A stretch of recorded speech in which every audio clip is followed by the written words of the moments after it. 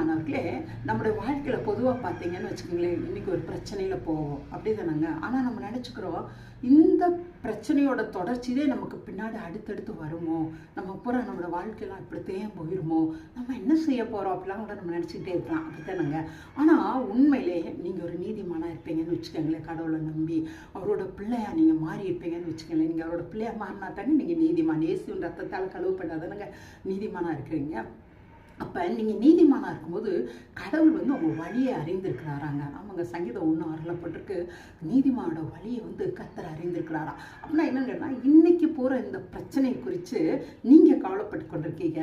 இந்த பிரச்சனையை அகற்றி உங்களுக்கு எதிர்காலத்தில் நல்ல ஒரு செழிப்பு, நல்ல ஒரு ஆரோக்கியம், நல்ல ஒரு ஐக்கியம் உள்ள ஒரு வாழ்க்கை, நீங்கள் ஆசீர்வதிக்கப்பட்ட ஒரு வாழ்க்கையை ஆண்டவர் உங்களுக்கு வச்சிருக்காராங்க.